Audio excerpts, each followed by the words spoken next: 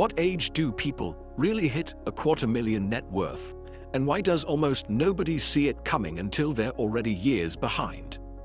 In a world where everyone talks about success, but almost nobody explains the quiet, hidden patterns that actually shape a person's financial life, the truth behind the age most people hit $250,000 net worth is stranger, more unpredictable, and honestly far more revealing than anyone expects, because this milestone doesn't happen when you're young and hungry, or when you're older and settled, but instead at this weird intersection of pressure, maturity, timing, emotional shock, and a type of financial awareness that usually sneaks up on people the same way life does when you're not paying attention.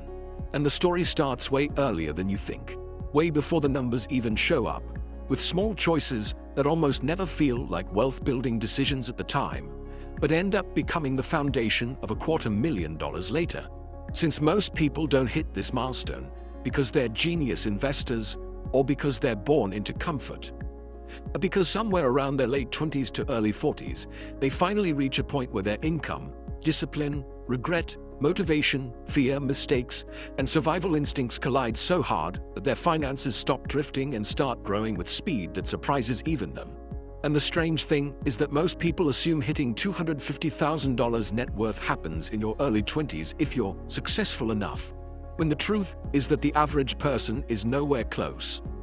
Nowhere prepared, nowhere even thinking about long-term wealth, because early adulthood is usually a storm of confusion, debt, impulsive decisions, job hopping, emotional spending, unstable income, and social pressure that drains money faster than a leak in a boat. So the idea of $250,000 during that stage is nothing but a distant fantasy, yet the seeds of it are planted right there, in the chaos, because that chaos eventually matures, hardens, and shapes the mindset that later pushes people into serious financial growth. And that's why the real age most people hit $250,000 has less to do with math and more to do with life beating them, forcing them, teaching them, and pushing them to finally take control. It starts with a shift, a moment, a realization that they're tired of being broke, tired of random expenses, tired of feeling behind while life keeps moving forward. And that moment usually happens late, far later than people imagine, because humans don't become financially serious when things are comfortable.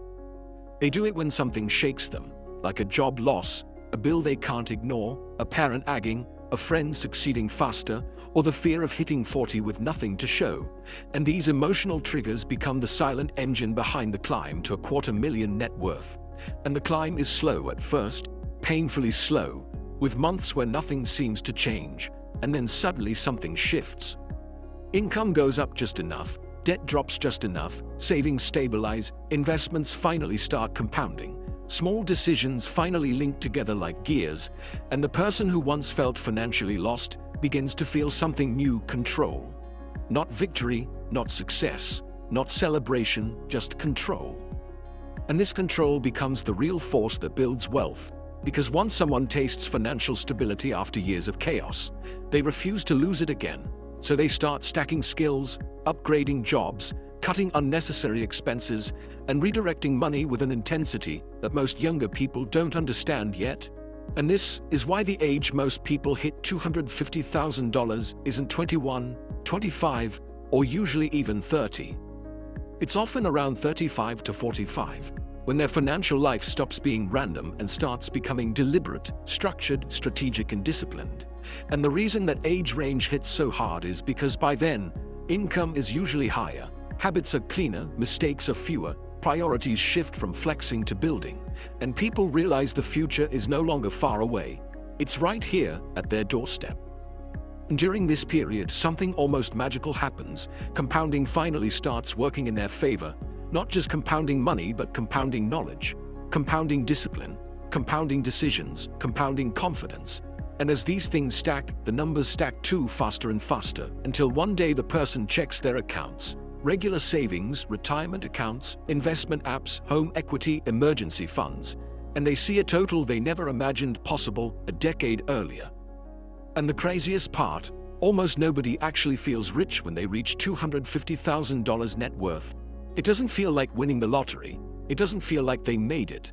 It feels like a quiet checkmate, a private milestone achieved not through luck, but through pressure, repetition, small wins, painful lessons, and one important shift: understanding that building wealth isn't one big move, but hundreds of tiny ones.